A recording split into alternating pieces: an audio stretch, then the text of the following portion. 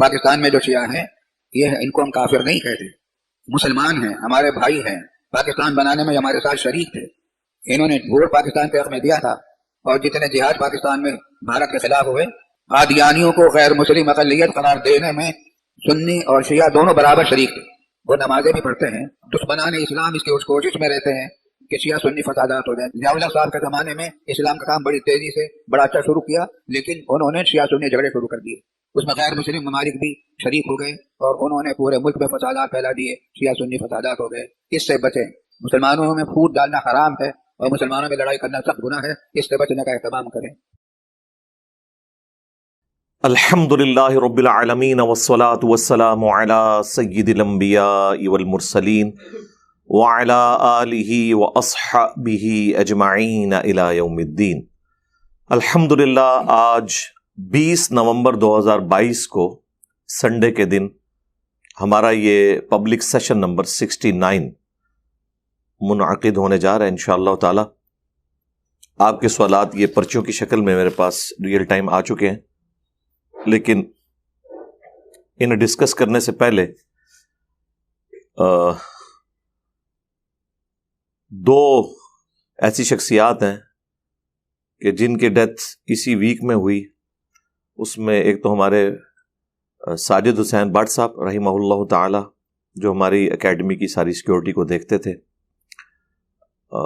46 years کی age میں ان کی ڈیتھ ہوئی۔ اللہ تعالیٰ ان کی مغفرت کرے، انہیں نیک کاموں کا اجر عطا فرمائے، ان کی برائیوں سے درگزر فرمائے، اور ان کے لواحقین کو صبر اور اس صبر پر اجر عظیم عطا فرمائے۔ انا للہ و انا الیہ راجعون، اللہم اجرنی فی مصیبتی و اخلف لی خیرا منہا۔ اب ظاہر ہے کہ اس ٹاپک کو بار بار ڈسکس کرنا میرے لیے تو بہت زیادہ تکلیف دہ ہے۔ لائیو سیشن کے دوران اس کے اوپر میں گفتگو کر چکا ہوں، جو ہمارے شاہد اور بلال کے چینل کے اوپر اپلوڈ ہو چکی ہوئی ہے۔ اس میں ان کے وفات سے ایک دن پہلے کی ویڈیو بھی ہے، پلس جنازے کی ویڈیو بھی، اور جو میت کا آخری دیدار کیا جاتا ہے اس کی ویڈیو بھی، وہ آپ دیکھ سکتے ہیں۔ اور دوسرا، مفتی تقی عثمانی صاحب حفظہ اللہ تعالیٰ کے بڑے بھائی بھی فوت ہوئے ہیں، مفتی رفیع عثمانی صاحب رحمہ اللہ تعالیٰ۔ اللہ تعالیٰ ان کی غلطیوں سے بھی درگزر فرمائے، انہیں نیک کاموں کا اجر عطا فرمائے، اور ان کے لواحقین کو صبر اور اس صبر پر اجر عظیم عطا فرمائے، آمین۔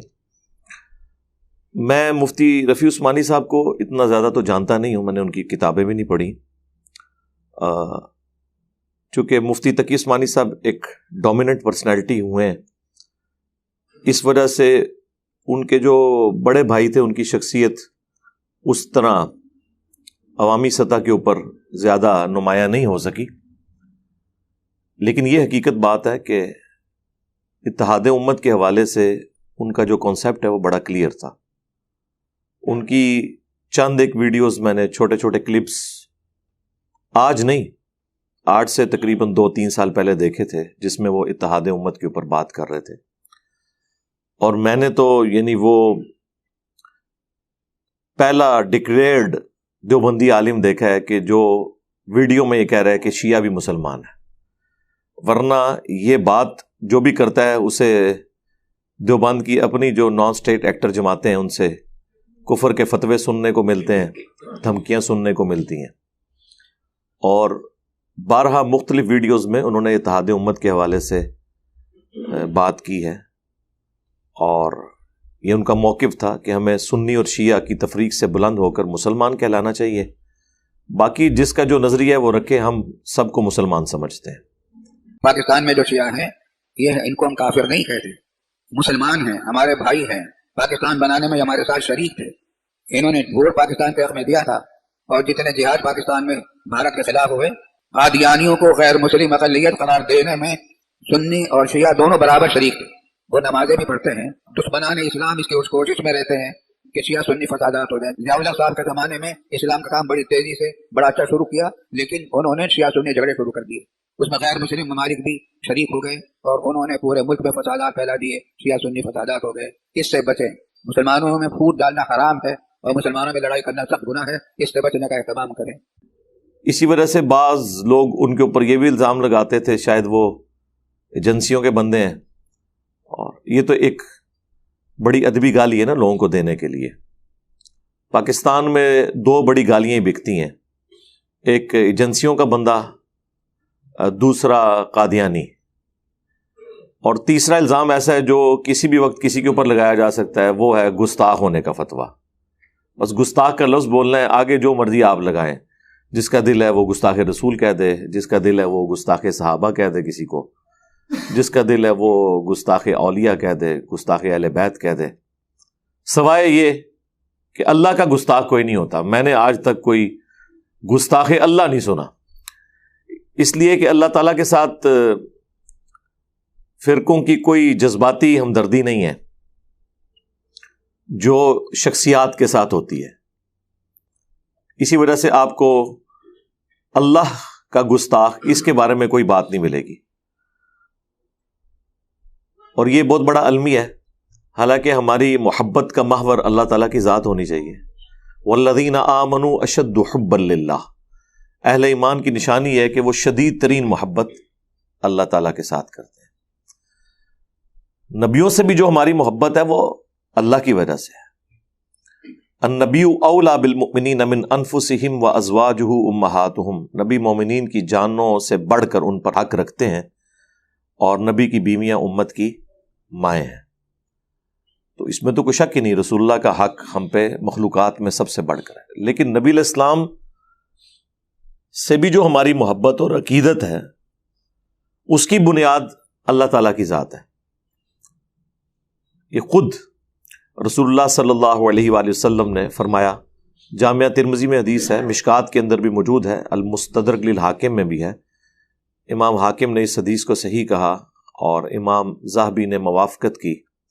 شیخ زبیر صاحب نے مشکات کی تحکیم میں اس کے اوپر صحت کا حکم لگایا کہ اللہ کے محبوب صلی اللہ علیہ وآلہ وسلم نے فرمایا، اللہ سے محبت کرو کہ اس نے تمہیں نعمتوں سے نوازا ہے، اور مجھ سے اس لیے محبت کرو کہ میں اللہ کا رسول ہوں، اور میرے اہل البیت سے اس لیے محبت کرو کہ ان کی نسبت میرے ساتھ ہے۔ یعنی چین یہ چلتی ہے کہ آپ نے اللہ کی نسبت کی وجہ سے اس کے پیغمبروں سے، اس کے پیغمبر کے اہل البیت سے، اس کے پیغمبر کے اصحاب سے محبت کرنی ہے، اور باقی جو بزرگ بابے ہیں، علماء ہیں، جتنے بھی آپ آگے چیزیں جوڑ لیں وہ تو سارے بعد میں آتے ہیں۔ لیکن یہاں پر یہ ہے کہ اللہ اور اس کا رسول پیچھے رہ جاتے ہیں، اور لوگ بزرگوں کے ساتھ، بابوں کے ساتھ اپنی عقیدت رکھتے ہیں، اور ان کی بنیاد کے اوپر اپنے معاملات لے کے چلتے ہیں، اور دوستی اور دشمنی کا معیار رکھتے ہیں، یعنی بالکل الٹ چل رہے ہیں۔ اور بعض لوگ تو ویڈیوز میں آ کے بانگے دول یہ کہتے ہیں کہ ہم تو اللہ رسول کو بھی مانتے ہیں تو ان کی وجہ سے مانتے ہیں۔ ہاں، یہ تو اعلانیہ وہ کہتے ہیں۔ اور اس فتنے کا بانی جو ہے نا وہ شیخ احمد سرہندی ہے، جسے دیوبند، بریلوی اور ایون اہل حدیث بھی اپنی اگنورنس کی وجہ سے بہت بڑا بزرگ مانتے ہیں۔ شیخ احمد سرہندی 1034 ہجری میں فوت ہوئے ہیں۔ انہیں مجدد الف ثانی یعنی اگلے آنے والے 1000 سال کا مجدد کہا جاتا ہے۔ اور جاہلیت کا یہ عالم ہے کہ لوگوں کو یہ پتہ ہی نہیں ہے کہ مجدد تو 100 سال کا ہوتا ہے، جو ابو داؤد کے اندر حدیث ہے، اور المستدرک للحاکم میں حدیث موجود ہے، مشکات میں بھی ہے، کہ اللہ تعالیٰ اس امت میں ہر صدی کے کنارے کے اوپر ایک ایسا شخص بھیجے گا جو دینی معاملات میں تجدیدی کام کرے گا۔ یہ نہیں ہے کہ وہ نیا دین لے آئے گا، مراد یہ کہ جو وقت کے تھپیڑوں کی وجہ سے ایک 100 سال کے اندر ڈیویشن آ جاتی ہے، تو وہ شخص آ کے ان سارے معاملات کی اصلاح کر دے گا۔ اور اس میں بس 2 ہی مجدد ہیں جن کے اوپر پوری امت متفق ہے، ایک پہلا اور ایک آخری۔ بیچ میں جو ہے وہ اختلاف ہے، اور اب تو اختلاف اس لیول کا ہے کہ ہر فرقے کا اپنا مجدد الگ ہے۔ آپ بریلویوں سے پوچھیں تو وہ احمد بریلوی صاحب کو مجدد کہہ دیں گے، اور دیوبندیوں سے پوچھیں تو وہ اشعری تھانوی صاحب کو کہہ دیں گے، اور ایک دوسرے کے بارے میں پوچھیں تو وہ کہیں گے ان سے بڑے گمراہی کوئی نہیں ہے۔ اس صدی میں پہلے مجدد عمر بن عبدالعزیز ہیں رحمہ اللہ تعالی، المتوفا 101 ہجری، 99 ہجری میں خلیفہ بنے اور 101 ہجری میں ان کی ڈیتھ ہوئی. بمشکل ان کی 38 سال عمر تھی اس وقت، اور انہیں زہر دے کے قتل کیا گیا. ان کے بارے میں سنی اور شیعہ دونوں متفق ہیں کہ وہ پہلی صدی کے مجدد ہیں، اس لیے کہ جو کارنامہ انہوں نے ایسا کیا ہے کہ جس کے حوالے سے سنی اور شیعہ دونوں افیکٹی تھے. یعنی بنو امیہ نے جو کچھ کیا تھا ان کی گندگی کو انہوں نے صاف کیا. اب دیکھیں اہل سنت کے ہاں عمر بن عبدالعزیز کو مجدد تو بتایا جاتا ہے، لیکن یہ بہت کم لوگ بتاتے ہیں کہ انہوں نے کام کیا کیا ہے. کام انہوں نے یہی کیا ہے کہ 60 سال سے جو ممبروں پر مولا علی علیہ السلام پر لعنت ہو رہی تھی، اہل البیت کے ساتھ ظلم ہو رہا تھا، اور بنو امیہ نے مال کے اعتبار سے، زمینوں کے اعتبار سے باقی امت کا استحصال کیا تھا، وہ انہوں نے سب کچھ ریورس کیا. ایون انہوں نے اپنی جو بیوی تھی اس کے بھی سارے زیورات بیت المال میں جمع کروائے، کیونکہ وہ بیٹی تھی عبد الملک بن مروان کی، جو مروان کا بیٹا تھا. مروان بھی آپ کو پتا ہے حکمران بنا بنو امیہ کا، پھر اس کے بعد اس کا بیٹا عبد الملک بن مروان، اور پھر عبد الملک بن مروان کے 4 بیٹے جو ہیں وہ بنو امیہ کے حکمران بنے ہیں. اور یہ 4 بیٹوں کی سسٹر تھی ان کی بیوی فاطمہ اس کا نام تھا. شاید کوئی نام کی کوئی برکت تھی، وہ بھی بڑی نیک عورت تھی، فاطمہ بنت عبد الملک. اس لیے کہا جاتا ہے کہ انسانی تاریخ میں اس سے زیادہ پاورفل لیڈی کوئی نہیں آئی ہے کہ جس کا باپ 3 براعظموں کا حکمران، جس کا خاوند 3 براعظموں کا حکمران، جس کے 4 بھائی یکے بعد دیگرے بنو امیہ کے حکمران، یعنی دنیاوی طور پہ ایک پاورفل خاتون.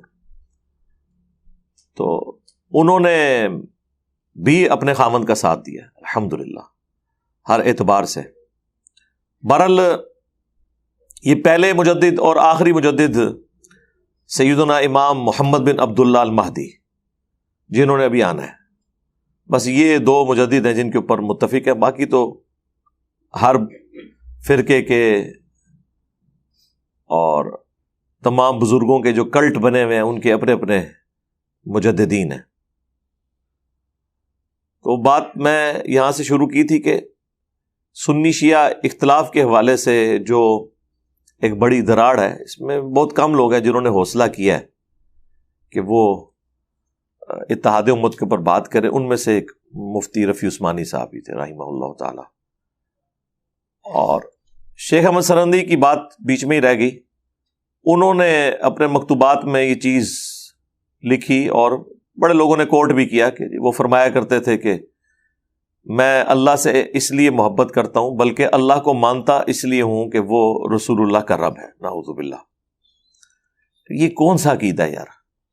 کیا رسول اللہ کے دنیا میں مبعوث ہونے سے پہلے اللہ لوگوں کا رب نہیں تھا؟ یا ایون مخلوقات کی پیدائش سے پہلے کیا اللہ تعالی اپنی شان کے لائق ایگزسٹ نہیں کرتا تھا؟ قرآن تو ہمیں کچھ اور بتا رہا ہے. قرآن تو کہہ رہا ہے کہ لقد من اللہ علی المؤمنین اذ بعث فیہم رسولا، بے شک یہ تو اللہ کا احسان ہے مومنین پر کہ ان میں سے ہی ایک رسول بھیجا، من انفسہم، جو ان کی اپنی جانوں میں سے ہے، ان کی اسپیشی میں سے ہے، ان کے خاندان قریش میں سے ہے.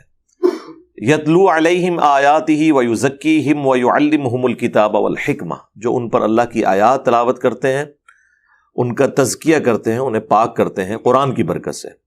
اللہ کی ضربیں لگا کے نہیں اور نفس کا ذکر کر کے نہیں، بلکہ قرآن کے ذریعے، اور انہیں کتاب و حکمت کی تعلیم دیتے ہیں. اس سے پہلے وہ کھلی گمراہی میں تھے. تو اللہ تعالیٰ تو کہہ رہا ہے کہ میرا احسان ہے رسول اللہ کا تم میں آنا، اور یہ کہتے ہیں کہ یہ رسول اللہ کا احسان ہے کہ انہوں نے اللہ کا تعارف کروایا. اندازہ کریں. بخاری مسلم میں حدیث ہے، وہ غزوہ خندق کے موقع پر جب وہ خندق کھودی چاہ رہی تھی تو نبی علیہ السلام وہ کچھ اشعار پڑھ رہے تھے صحابہ کرام، اور اس موقع پہ نبی علیہ السلام نے فرمایا کہ اے اللہ اگر تو نہ ہوتا تو ہمیں ہدایت نہ ملتی. یعنی رسول اللہ اپنی ہدایت کو بھی اللہ کی طرف منسوب کر رہے ہیں. قرآن میں ہے نا وَوَجَدَكَ ضَالًّا فَهَدَىٰ، اے نبی ہم نے آپ کو اپنی محبت میں خود رفتہ پایا تو آپ کو ہدایت کی اعلیٰ ترین منزل تک پہنچا دیا۔ پچھلے دنوں میں نے اس آیت کے اوپر بھی ڈسکشن کی تھی کہ یہ جو اہل حدیث اور دیوبند نے ترجمہ کیا ہے یہ بالکل غلط ہے کہ ہم نے رسول اللہ کو ناواقف پایا یا گمراہ پایا اور ہدایت دی، نعوذ باللہ۔ یہاں ضال کا معنی ہے کسی کی محبت میں ڈوب کر اسے تلاش کرنا۔ ان ابانا لفی ضلال مبین، جس طرح یوسف علیہ السلام کے بھائیوں نے کہا تھا کہ بے شک ہمارے ابا جو ہیں وہ تو ڈوب چکے ہیں یوسف کی محبت کے اندر۔ وہ اپنے ابا کو گمراہ نہیں کہہ رہے تھے کیونکہ وہ بیٹے ان کے مسلمان تھے اور صحابی تھے اور والد بھی ان کا پیغمبر تھا۔ کوئی عام پیغمبر کا ماننے والا صحابی وہ یہ نہیں کہہ سکتا کہ میرا پیغمبر جو ہے وہ گمراہ ہو چکا ہے۔ تو جو بیٹے ہوں انہوں نے کیسے کہنا تھا؟ ان ابانا لفی ضلال مبین، بے شک ہمارے ابا یوسف کی محبت میں ڈوب چکے ہیں، صراحتاً ڈوب چکے ہیں۔ تو ضال کے دو معنی ہیں، ایک ہے گمراہ ہونا اور ایک ہے کسی کی محبت کے اندر ڈوب جانا۔ وارفتگی کا ورڈ جو ہم استعمال کرتے ہیں نا شستہ اردو کے اندر، یہ بھی ضال، اور یہی ترجمہ پیغمبروں کے کیس میں بنتا ہے۔ قرآن میں واضح ہے ما ضل صاحبکم وما غوا، تمہارے نبی تمہارے صاحب نہ کبھی بہکے ہیں نہ کبھی بے راہ چلے ہیں۔ وہاں پہ بھی ما ضل صاحبکم، وہ ضال کا لفظ ہی آیا ہے، غیر المغضوب علیہم ولا الضالین، اس کیس میں ضال کا مطلب گمراہی ہے۔ سچویشن سے فرق پڑتا ہے۔ ولد الحرام کا مطلب اور ہے، آؤٹ آف ویڈ لاک پیدا ہونا۔ مسجد الحرام حرمت والی جگہ۔ اب دیکھیں لفظ ایک ہی حرام ہے، دو مختلف جگہ مختلف معنی دیتے ہیں، لیکن یہ کوئی راکٹ سائنس نہیں ہے جو آپ کو سیکھنی پڑے گی، وہ کانٹیکسٹ ہی بتا دے گا۔ آپ کو کچھ بھی نہ پتا ہونا، ایک عام جاہل آدمی کو بھی بتائیں نا کہ ولد الحرام اور مسجد الحرام، تو وہ آپ کو اپنے ذہن سے کچھ نہ کچھ اس کا معنی بتا دے گا۔ یعنی یہ باتیں بتا کے علماء پتہ کہتے ہیں اور بھی بڑی مشکل ہے جی، ڈائریکٹ نہیں پڑھنا چاہیے تک ہونا جی، ایک لفظ دے کنے مطلب ہوندے نے، اور ہم یہ باتیں بتا کے کہتے ہیں کہ کامن سینس ہے کہ ولد الحرام اور مسجد الحرام میں حرام کا جو لفظ ہے وہ اپنے کانٹیکسٹ کے اعتبار سے مختلف معنی دے رہا ہے۔ اس میں پٹ سیاپا کون سے ڈالنے کی ضرورت ہے کہ جی بڑے مطلب ہوندے نے، اور جتنے بھی مرضی مطلب ہوں وہ کانٹیکسٹ بتا دیتا ہے اس کا کیا مطلب ہے۔ اس کے لیے کون سی راکٹ سائنس ہے؟ یہ پرابلم اینڈ پہ کھڑے ہوتے ہیں، ہم ہمیشہ سولوشن اینڈ پہ کھڑے ہوتے ہیں کہ یار کوئی مسئلہ نہیں ہے، آسان ہے، اس کو آپ تھوڑا سا غور و تفکر کریں، اس کا یہ معنی نکلتا ہے۔ ہمیشہ روند ڈالنی، ایسی باتیں کرنی کہ لوگ قرآن ڈائریکٹ نہ پڑھ لیں، حدیث ڈائریکٹ نہ پڑھ لیں، اور پھر مثالیں دینی کہ جی وہ جی فلاں بھی بڑا پڑھتا تھا وہ پاگل ہو گیا۔ تو اس کا تو مطلب یہ ہے کہ تمہارے سارے علماء پاگل ہیں۔ جن جن کو مفتی اعظم ڈکلیئر کیا ہوا ہے ان کو کہا کرو پاگل اعظم، کیونکہ تم خود کہتے ہو سب سے زیادہ پڑھے لکھے لوگ یہ ہیں، ٹھیک ہے؟ تو پھر پاگل اعظم ان کا نام رکھو نا۔ اگر تم یہ کہتے ہو کہ علم حاصل کر کے لوگ پاگل ہو جاتے ہیں، تو یہ بڑے پاگل جو ہمارے اوپر بٹھائے ہوئے ہیں تم لوگوں نے، تو ان کو پاگل کہا کرو۔ وہ دوسروں کے لیے اس طرح کے الفاظ استعمال کریں گے اور علم کی تحقیر کریں گے، علم کو نیچا دکھانے کی کوشش کریں گے، تذلیل کریں گے، اور بیسیکلی اپنے لیے ذلت کما رہے ہوتے ہیں۔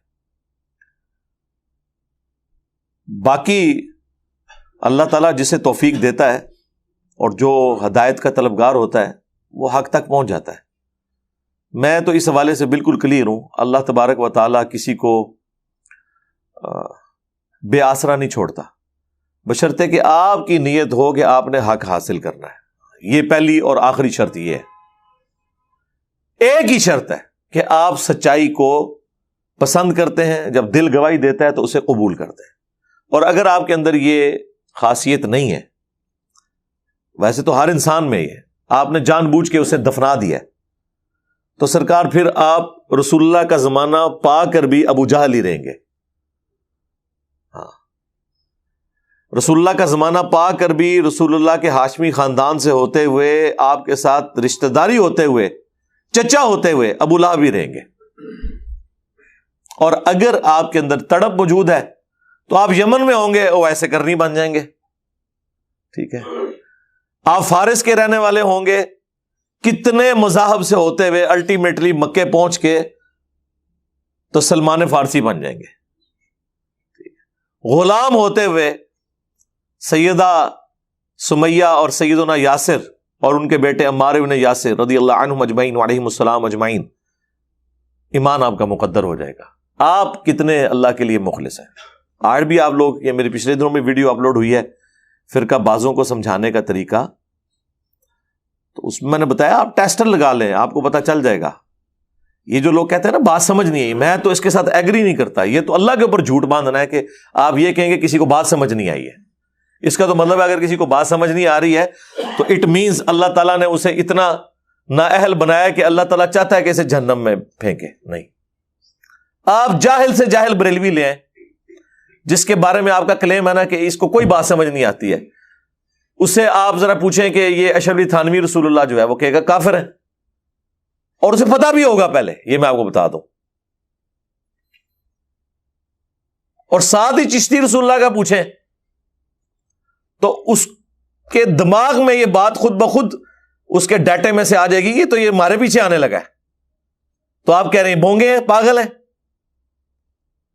تو کہے گا جی یہ تو منو کو پتہ ہی نہیں لکھیا بھی ہے کہ نہیں, تو ایوی کر. اچھا اس ساری تو دوسرا لکھیا پڑھا سی خود اشرف علی رسول اللہ. ہمارے وہ اسٹوڈنٹس کے ماں باپ ان کو کہتے ہیں جی ہمارے بزرگ پاگل تھے, تم لوگوں نے نیا طریقہ نکال لیا ہے, یہ کہاں لکھا ہوا ہے؟ تو میں اپنے اسٹوڈنٹ سے کہتا ہوں کہ پہلے اپنے ماں باپ سے پوچھو نا کہ تم جس دین کے اوپر چل رہے ہو یہ کہیں لکھا ہوا پڑھا تھا؟ اپنا تو بغیر لکھے ہوئے پڑھ کے ہی عمل کر رہے ہو نسل در نسل, اور ہم سے کہہ رہے ہو لکھا ہوا دکھاؤ. چلو ہم دکھا بھی دیتے ہیں, ہم تو دکھا دیں گے, اور تمہارے پاس قیامت تک ٹائم ہے, تم دکھا نہیں سکو گے. پھر کیا نکلے گا اس میں سے؟ اس کے بعد یہ نکلے گا دشمنی, غصہ, دل کا غم. اس کا تو کوئی علاج نہیں ہے. وہ تو علماء یہود میں بھی اللہ نے کہا کہ ان کے جو سینے ہیں نا وہ یہ زبان سے بولتے ہیں, اس سے زیادہ ان کے سینوں کے اندر غم ہے اس بات کا کہ یہ پیغمبر جو ہے وہ بنو اسماعیل میں کیوں آ گئے ہیں, بنو اسرائیل کو چھوڑ کے. تو دل کے غم کا تو کوئی علاج نہیں ہے. اگر کسی کو یہ غم لگ گیا نا کہ میرا فرقہ کو غلط نکل آیا, تو بجائے اس کے اوپر رونا رونے کے اللہ کا شکر ادا کریں کہ وہ فرقہ غلط نکلا, اس کے باوجود اللہ تعالیٰ نے مجھے اس میں سے بچا لیا. اس چیز کی خوشی آپ کے اس غم پر بھاری ہونی چاہیے, بجائے یہ کہ آپ روگ لگا کے بیٹھ جائیں. یہ اکثر لوگ یہی روگ لگا کے بیٹھے ہوئے, ابا جی بھی ساڈے دا مطلب ہے وہ تے تہجد گزار سن. صرف تہاڈا ہی ابا تہجد گزار سی؟ دیوبندیوں کے ابے تہجد گزار نہیں ہے, شیعہ کے ابے تہجد گزار نہیں ہے, قادیانیوں کے ابے تہجد گزار نہیں ہے, تو بریلویوں کے ابے بھی اگر تہجد گزار ہیں تو اس سے کیا فرق پڑا؟ کیا یہ کرائٹیریا ہے؟ کرائٹیریا ہے علم, قرآن و سنت کے دلائل کی روشنی میں چیزوں کو ماننا. اگر آپ نے کرائٹیریا یہ رکھنا ہے کہ میری جذباتی ایفیلیشن ہے تو اس کا تو کوئی علاج نہیں میرے بھائی. وہ تو پھر آپ پوری زندگی اسی طرح سرگردہ رہیں گے. لہٰذا میں بالکل اس ڈاکٹرن کو نہیں مانتا کہ لوگوں کو سمجھ نہیں آتی یا وہ بےچارے اتنے اگنورنٹ ہیں. نہیں, جب آپ نے بتا دیا ان کی بوتھیاں آپ کو بتائیں گی. وہ جو مکاری اپنے چہرے سے کر رہے ہوں گے نا, وہ آپ کو مکاری بتا رہی ہوگی کہ اس کو سمجھ آ گیا ہوا ہے, صرف یہ ٹیک چالیاں کر رہا ہے, چاہے وہ آپ کا ابا ہو یا آپ کا دوست ہو. اس کی مکاری آپ کو نظر آئے گی کہ یہ مکاری کر رہا ہے اس وقت, تو وہ مکاری اپنے ساتھ ہی کر رہا ہے. ہماری بلا سے پوری دنیا جہنم میں چلی جائے, کسی کے جہنم میں جانے سے مجھے کیا فرق پڑتا ہے؟ یہ تو قرآن میں لکھا ہے کہ قیامت والے دن انسان اپنے ماں باپ سے بھاگے گا, بیوی بچوں سے بھاگے گا, اور اس سے بڑھ کر اللہ تعالیٰ فرما رہا ہے انسان یہ بھی کہے گا کہ مجھ سے میرے بچے, میری بیوی سب کچھ لے لے, یا اللہ مجھے چھوڑ دے. اس سے سخت جملہ کوئی ہو سکتا تھا؟ وہ بیوی بچے جن کے پیچھے لوگ حلال اور حرام کی تمیز نہیں کرتے, قیامت والے دن اللہ تعالیٰ قرآن میں فرما رہا ہے, یہ کوئی حدیث بھی نہیں ہے کہ آپ اس کے اوپر کہیں کہ پتہ نہیں صحیح ہے کہ نہیں, یہ قرآن میں لکھا ہوا ہے. پارہ نمبر 30 کھولیں تو یہی سارا ٹاپک ہے. سورہ عبس کے اندر اینڈ پہ اللہ تعالیٰ فرما رہا ہے کہ وہ اپنے تمام رشتہ دار قربان کرنے کے لیے تیار ہو جائے گا, بیوی بچے دے کے کہے گا کہ یا اللہ مجھے چھوڑ دے. تو یہی بات اگر میں دنیا میں کروں کہ بھاڑ میں گئے ماں باپ, بیوی بچے, رشتہ دار, ہر شخص کو پہلے اپنی آخرت کی فکر کرنی چاہیے. تو اس کے اوپر برا ماننے والی کون سی بات ہے؟ اور اگر کوئی برا مان رہا ہے نا تو یہ وہی بندہ ہوگا جو قیامت والے دن انہی بیوی بچوں کو اللہ تعالیٰ کو فدیے کے طور پر دے کے کہہ رہا ہوگا مجھے چھوڑ دے. لہٰذا اس کے بیوی بچے بھی اس سے ہوشیار رہیں کہ اس نے تو تمہیں بیچ کے اپنی جنت پکی کرنی ہے. بھاڑ میں گیا تمہارا ابا، خاوند گیا بھاڑ میں، بچے کے بھاڑ میں. تم قرآن و سنت کو دیکھو اور اس کے اوپر عمل کرو، ورنہ قیامت والے دن انہی رشتہ داروں نے تمہیں اللہ تعالیٰ کے سامنے پیش کرنا ہے قربانی کا بکرا بنا کے. تو بہتر نہیں ہے کہ آپ اس دن آنے سے پہلے ہی اپنی آخرت کی تیاری کر لیں اور اس شخص کے ساتھ اپنی نسبت مضبوط کر لیں جس کی قبر مدینے میں ہے صلی اللہ علیہ وآلہ وسلم. میرے نبی سا ہے ہی کوئی نہیں، تیرے بابے تھے شے ہی کوئی نہیں. ہاں